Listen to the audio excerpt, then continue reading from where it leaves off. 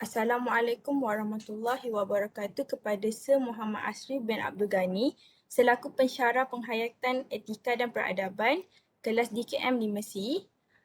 Saya Nur Sabrina Husna binti Muhammad Firdaus dan ahli kumpulan 5 saya iaitu Khairul Nur Najwa binti Ana Malah dan Muhammad Haikal bin Muhammad Iqmah Hisham akan membentangkan perbentangan kedua kami yang bertajuk tahap-tahap integrasi yang membentuk masyarakat di Malaysia. Saya mulakan tajuk segregasi. Saya serahkan kepada Khairul Nur Najwa. Okey, untuk tahap-tahap integrasi di dalam Malaysia terdapat 5, iaitu tahap yang paling rendah ialah segregasi, seterusnya ialah akomodasi, akulturasi dan asimilasi, yang terakhir ialah amalgamasi. Okey, seterusnya kita masuk kepada definisi integrasi. Okay, integrasi bermaksud satu proses yang menyatu padukan pelbagai kelompok dalam masyarakat melalui satu identiti bersama.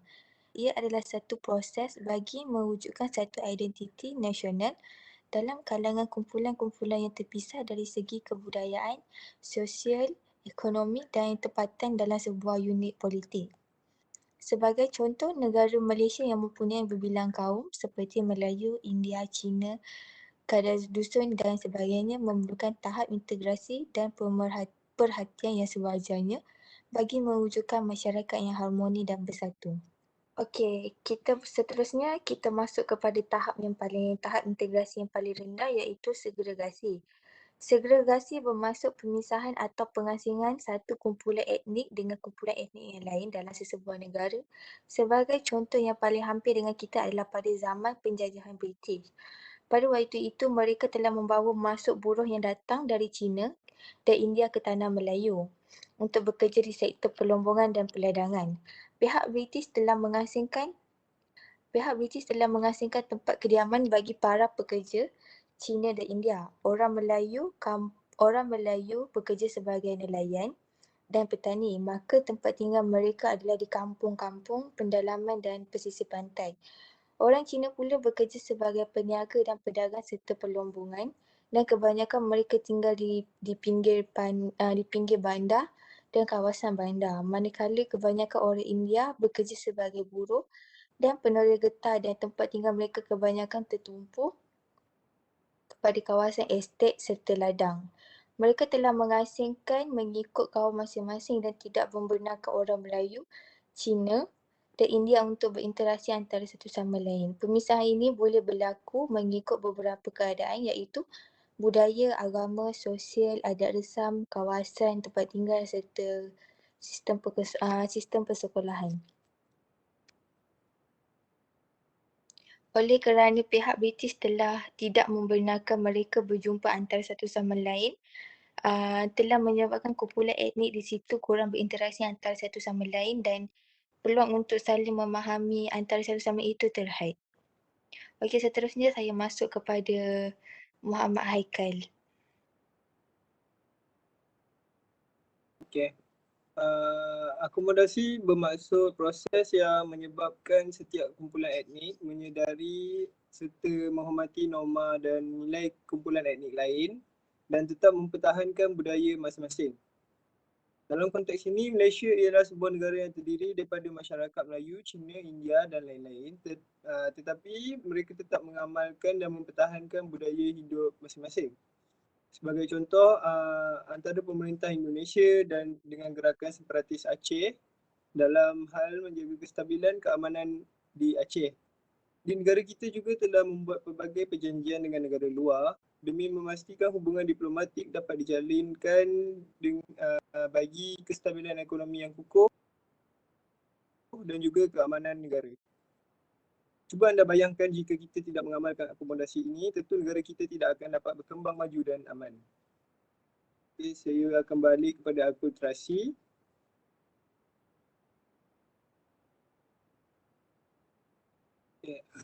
Akulturasi pula bermaksud proses penerimaan unsur kebudayaan dalam kalangan individu atau kelompok dari sesuatu kebudayaan lain yang berbeza. Walaupun sesuatu kelompok budaya itu menerima unsur-unsur budaya etnik lain, ia tidak menyebabkan kehilangan identiti asal kaum dan etnik yang menerimanya. Seperti yang kita boleh lihat sendiri, di Malaysia terdapat banyak penerapan unsur kebudayaan dari kelompok lain yang diamalkan di Malaysia. Sebagai contoh, pemakaian kod dan bertali leher yang merupakan satu budaya dari luar yang telah diamalkan di Malaysia. Contoh yang lebih mudah difahami adalah di kalangan pelajar-pelajar di universiti, kolej, politeknik dan lain-lain. Para pelajar atau pekerja yang bukan dari etnik Melayu telah mengamalkan pemakaian baju kurung untuk ke kelas maupun di tempat kerja. Proses ini bermula dengan sosialisasi primer dan sosialisasi sekunder. Sosialisasi primer ialah manusia yang belajar mengadaptasi budaya yang paling dekat seperti ahli keluarga, diikuti dengan penerimaan dan pembelajaran unsur yang baru. Sosialisasi sekunder pula ialah proses adaptasi dengan masyarakat yang lebih besar. Okey. Seterusnya saya kembali kepada asimilasi dan saya serahkan kepada Nur Sabrina.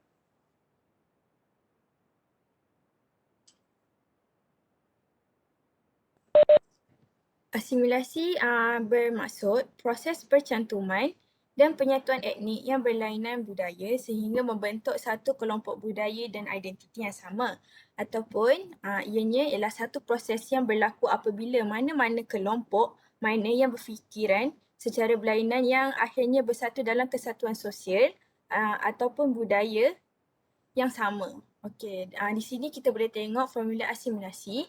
Formula asimilasi ialah A plus B plus C equal to A. A ialah dominan. Di sini kita dapat lihat yang A adalah ethnic majority, manakala B dan C ialah ethnic minority. Means ethnic minority ni, B dan C ni perlulah mengikut sosial ataupun budaya cara hidup ethnic majority iaitu A untuk menghasilkan equal to A tu, menjadi satu etnik ataupun budaya yang sama, yang mengamalkan budaya dan sosial yang sama iaitu dominan. Okey, asimilasi ini berlaku apabila etnik ini mempunyai budaya yang berbeza. Contohnya di Malaysia kita ada orang Melayu, orang Cina dan orang India. Okey, seterusnya etnik tersebut sentiasa berinteraksi. Kerana asimilasi ini memerlukan interaksi kerana jika satu asimilasi ni, contohnya etnik minor ni, dia menjalankan gaya hidup seperti etnik majority, tapi mereka tidak berinteraksi. So ini adalah satu kegagalan asimilasi di dalam suatu negara tersebut. Okey, selanjutnya ialah interaksi etnik yang berlaku dalam tempoh yang agak lama. So bila berinteraksi, kita tak boleh bila asimilasi ni, dia tak boleh berinteraksi dalam jangka tempoh masa yang singkat. Dia kenalah secara berterusan dan lama untuk mengekalkan etnik dominan, etnik minority ni sentiasa mengikuti gaya hidup ataupun budaya sosial etnik majority iaitu A. Untuk mereka ni jalan sejajar dan sentiasa mengikut, sentiasa dalam track lah cakap. Cara yang sama dengan etnik majority tu. Okey, kejayaan asimilasi ni kita boleh tengok jika etnik minority ni sanggup kehilangan identiti mereka kerana untuk terima etnik majority tu. Okey, contohnya orang Malaysia seperti orang Chinese di Malaysia dan India, diorang sanggup kehilangan identiti mereka. Contohnya diorang tidak memakai cheongsam ataupun sari ke tempat kerja ataupun ke tempat belajar. Diorang sanggup memakai baju kurung ke kolej ataupun tempat kerja diorang. Itu adalah satu kejayaan asimilasi. Sekarang kita boleh je tengok dekat kolej ataupun kat tempat kerja, memang ada kalau contoh penjawat awam lah. Kalau penjawat awam itu adalah daripada etnik Cina, kita boleh je tengok kadang-kadang diorang ada hari diorang pakai baju kurung. Dan di kolej ataupun di mana-mana institusi pun ada je orang Chinese ataupun orang Indian yang memakai baju kurung. Okay, itu adalah satu kejayaan asimilasi di Malaysia lah.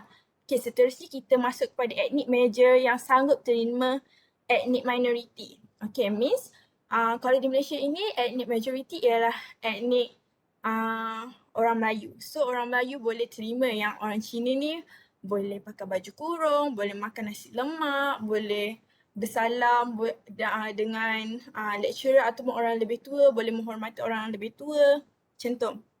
Okay, selanjutnya ialah kelompok minor. Kelompok etnik minor ni adalah kecil. Ini kerana jika etnik minor ni dia kecil, so ia lebih mudah untuk etnik majority ni mempengaruhi etnik minor ni untuk menjalankan sosial ataupun budaya mereka. Budaya yang etnik majority tu. Lebih mudah lah untuk mempengaruhi etnik minor ni. Okay, yang akhir sekali terdapat banyak persamaan budaya antara etnik. Okay, kita boleh tengok satu kejayaan asimilasi yang sangat berjaya ialah di Indonesia. Di Indonesia kita mempunyai, di Indonesia orang Chinese di sana bertutur dalam bahasa Indonesia. Okay, dan nama mereka juga bukan nama dalam Cina, nama mereka juga dalam Indonesia. Nama seperti orang-orang Indonesia di sana. Tapi muka diorang macam Cina.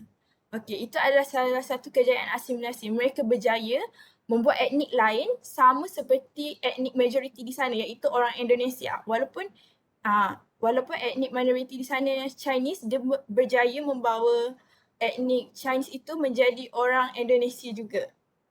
Daripada segi nama dan pertuturan seharian diorang. Okay. Kegagalan asimilasi ialah timbul perasaan yang budaya suatu etnik ni lebih tinggi daripada etnik lain. Means dia ada jurang. Dia ada jurang lah. Diorang macam, dia macam ingat satu etnik ni macam etnik lagi satu tu, diorang mungkin ada kelebihan. Tapi diorang punya etnik yang tu, minority tu, diorang tak mampu buat macam etnik lain. Yang tu kalau ada jurang tu, dia macam susah sikit lah. Seterusnya adalah wujud perbezaan kepentingan antara etnik yang terlibat. Okay, perbezaan ni dia macam perbezaan kepentingan ni maksudnya kalau etnik minority ni diorang ada kepentingan diorang sendiri dan etnik majority ni diorang ada kepentingan diorang sendiri. So tak boleh lah kalau saling ada kepentingan, dia jadi macam susah lah nak menjalankan proses asimilasi ni untuk suatu masyarakat ataupun etnik di dalam suatu negara tu. Okay, selanjutnya ialah penguasaan sesuatu dalam bidang khusus oleh etnik minority. Means satu etnik minority ni dia mempunyai sesuatu kelebihan atau keistimewaan yang khusus. Means diorang ni etnik minority ni diorang ada keistimewaan, contohnya diorang ni mahir dalam melombong biji timah. So, bila diorang mahir dalam melombong biji timah ni, diorang ada keistimewaan, diorang handal buat dalam benda tu, diorang mahir buat benda tu. So, diorang ni sukar untuk meninggalkan identiti asal mereka. Sebab diorang ada kelebihan tu. So, diorang macam tak sanggup kehilangan identiti asal mereka untuk macam nak masuk identiti lain. Kan kalau etnik minority ni dia, kalau asimilasi ni dia kena ikut etnik majority dia kan. So bila dia ada kelebihan tu, dia macam susah lah. Dia macam tak sanggup kehilangan identiti mereka. Okay, akhir sekali kurang pengetahuan budaya yang akan menimbulkan perasaan takut terhadap budaya lain. So kalau macam kita tak ada ilmu pun kita cakap pasal budaya lain, kita nak kena ikut etnik majority. So kita tak ada, kita cakap macam tu lah, macam ni. So macam tu adalah salah satu kegagalan asimilasi. Okay, kita boleh tengok contoh asimilasi yang di Malaysia ataupun di luar negara selain daripada Indonesia tu ialah, okay, kita ada ni. Sekejap ya. Kita ada masyarakat Melayu di tanah Thailand. Okay, di Thailand ada beberapa negeri yang memang ada masyarakat Melayu yang masih mengamalkan cara hidup seorang yang beragama Islam. Seperti berpuasa, solat Jumaat, dan macam-macam lagi. Okay, selalunya masyarakat Melayu di Thailand ni, diorang akan bersekolah di sekolah aliran agama ataupun tahfiz. Dan mereka juga boleh bertutur dalam bahasa Melayu tapi ada beberapa mungkin ada segelintir je yang memang betul-betul mahir dalam bahasa Melayu yang duduk di Thailand itu. Okey, selanjutnya kita boleh tengok contoh ni dekat Malaysia sendiri. Contoh kat Kelantan kita ada masyarakat Cina kampung di Kelantan. Ini kerana kenapa why orang Cina di Kelantan boleh cakap bahasa Melayu dengan fasih dan boleh ada slang Kelantan. Ini kerana sebab masyarakat Cina di Kelantan adalah minority, means dia sikit. So, di Kelantan juga majoriti dia adalah orang Melayu. So orang majoriti tu mudah untuk mempengaruhi etnik Cina untuk dalam bertutur dalam bahasa Melayu. Macam tu. Sebab itulah dekat Kelantan orang Cina kat sana boleh cakap memang mahir bertutur dalam bahasa Melayu dan diorang pun boleh cakap bahasa Melayu dengan menggunakan slang orang Kelantan. Okay, seterusnya masyarakat Baba dan Nyonya di Melaka. Okay, masyarakat Baba Nyonya di Melaka ni dorang di Melaka ni, dorang ni ada yang pakai baju kebaya, anti-anti, memang dorang ada pakai baju kebaya. Dorang masih mengekalkan tradisi memakai baju kebaya ni, even dorang bukan orang Melayu. Okay. Okay, selanjutnya saya masuk kat amalgamasi. Okay, definisi amalgamasi ni ialah satu proses yang terjadi apabila budaya atau kaum bercampur dan mewujudkan budaya dan ras yang baharu. Ianya biasa berlaku melalui perkahwinan campur antara etnik ataupun kaum. Okey, formula amalgamasi ni adalah A plus B plus C equal to D. D means ialah kelompok baharu. Okey, D ni selalunya ialah generasi yang baharu. Contohnya, kalau warga negara Malaysia ataupun orang Melayu sendiri kahwin dengan warga negara luar negara ataupun etnik lain. Means macam orang Melayu kahwin dengan Chinese ke, orang India ke kahwin dengan Melayu ke, orang India kahwin dengan Cina ke. Okey, anak dia tu adalah generasi yang baru, kelompok yang baru iaitu D. Dalam formula ni anak-anak mereka adalah D. Okey, kita boleh tengok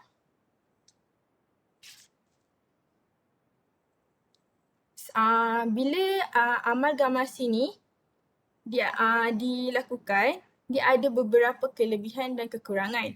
Antara kelebihannya ialah timbul kebudayaan baru dari pergabungan dua budaya yang berbeza. Maksudnya dia ada dua budaya baru, means daripada mak dia daripada ayah dia. Kan diorang ada dua agama berbeza, budaya yang berbeza, tapi kalau dah kahwin tu kena pakai satu agama je lah. Kalau daripada budaya mungkin diorang, mak dia ada macam mana pakai baju kurung, ayah dia pakai baju apa, macam tu.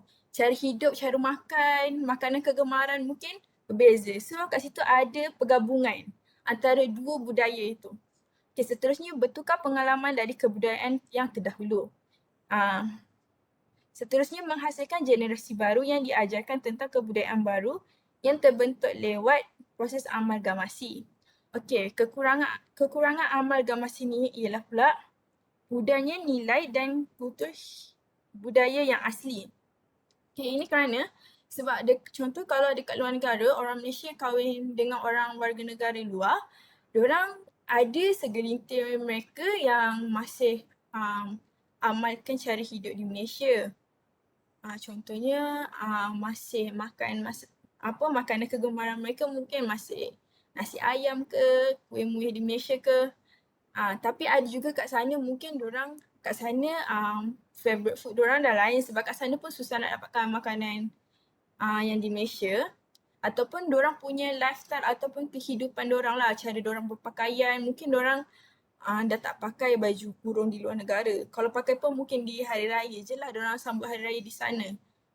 Yang tu lah maksudnya nilai dan kultur hidup budaya yang dah pudar. Okey, seterusnya rawan muncul konflik kerana adanya perbezaan budaya. Okey, bila dah mengamalkan perkahwinan campur ni, bila kita dah ada suatu family yang ada buat perkahwinan campur ni, dia akan timbul konflik. Konflik dalam apa-apa perkara Kerana bila kita ada kita berbeza tempat tinggal, waktu dulu kita berbeza tinggal, orang tu tinggal kat Malaysia, orang lain satu tinggal kat Korea. Isteri dia tinggal Malaysia, suami dia pun membesar dekat Korea. So bila diorang dah berjumpa, bila diorang ada masalah dalam apa-apa perkara, so diorang ni akan mempunyai pendapat yang berbeza sebab ikut budaya dan agama. Pandangan mesti ada lain. So kat situ ada timbulnya konflik. Okey, sebagai contoh kita boleh lihat di sini. Kita ada dalam gambar ni, kita ada family The Maulins. Isteri dia daripada Negeri Sembilan, Malaysia, iaitu Nur Azimah binti Muhammad Karim, dan suami dia Nicholas Maulin, warga negara Perancis. Okey, mereka mempunyai dikurniakan 4 cahaya mata, iaitu anak sulungnya Adam Daniel, kedua Ida, ketiga Jade, dan yang keempat Ana Shifa. Mereka sekeluarga menetap di Paris. Okey, di sini kita boleh lihat keluarga mereka ni masih mengamalkan budaya di Malaysia. Kalau hari raya pakai baju Melayu, pakai baju kurung, menyambut hari raya, dan mereka ni juga masih mengamalkan gaya hidup seorang keluarga Islam lah, maksudnya berpuasa, solat, baca Al-Quran, dan menyambut hari raya, Ramadan, semua. Okey, seterusnya kita ada artis daripada Malaysia juga, ada yang kahwin dengan orang Cina. Contohnya orang Malaysia ni dia warga negara Malaysia, dua-dua warga negara Malaysia, cuma etnik yang berlainan. Contohnya seperti artis ni Fazima Adam Khoury ni, dia etnik daripada etnik Cina, dan Fazima Muhammad ni, isteri dia ni etnik Melayu. So kat sini ada amalgamasi lah. Okay, selanjutnya kita boleh tengok artis ni Ning Baizura dengan Omar Sharif. Okay, yang ni Filah ni daripada Kedah Malaysia, dan suami dia Adama daripada Guinea. Yang bawah ni kita ada Mak dan isterinya daripada Terengganu, Malaysia. Okay, ini adalah contoh-contoh family yang boleh kita lihat yang mereka ni melakukan amalgamasi lah, perkahwinan campur. Okay, so kat sini kita boleh simpulkan yang perbezaan amalgamasi dengan asimilasi ni ialah asimilasi ni ialah satu etnik minoriti yang terima dominan. Maksudnya etnik minoriti ni dia terima etnik majoriti ni untuk sosial dan budaya dia. Okey, untuk amalgamasi ni pula ialah pencampuran kahwin untuk membentuk kelompok yang baharu. Maksudnya kahwin campur. Bila kahwin campur ni dia ada dua budaya. Beza asimilasi dengan amalgamasi ni ialah, kalau asimilasi ni dia penyerapan yang berlaku secara satu hala. Maksudnya kalau etnik A, B, C ni dia equal to A, dia means objektif diorang adalah sama. Maksudnya diorang macam sehati sejiwa lah. Pakai sama, makan makanan Melayu, macam tu. Kalau amalgamasi ni pula dia dua hala, sebabnya dia ada dia kan dah kahwin campur. So seorang akan budaya lain, suami dia akan budaya lain, isteri dia akan budaya lain. So isteri dia ni ada budaya dia sendiri, suami dia ada budaya dia sendiri. Macam tu, sebab tu dia dua hala. Okey, untuk asimilasi ni pula dia kehilangan identiti asal dia. Maksudnya untuk etnik minoriti means yang B dengan C, contohnya Chinese dengan Mandarin ni, diorang akan kehilangan identiti mereka sebab diorang ni nak follow etnik majority iaitu A. So diorang kehilangan identiti asal mereka. Untuk amalgamasi ni pula identiti asal masih dikekalkan, sebabnya kalau kahwin, diorang kahwin beza budaya, beza etnik, diorang masih mengekalkan. Isteri dia masih orang Melayu. Yang contohnya dalam family tadi kan, yang first kali keluarga Maulin tu, suami dia masih orang Perancis. Dan diorang pun walaupun diorang kahwin, diorang mempunyai budaya yang beza, diorang kongsi sama-sama. So identiti suami isteri masing-masing berlainan warga negara tu masih dikekalkan. Okey, itu sahaja. Sekian, terima kasih.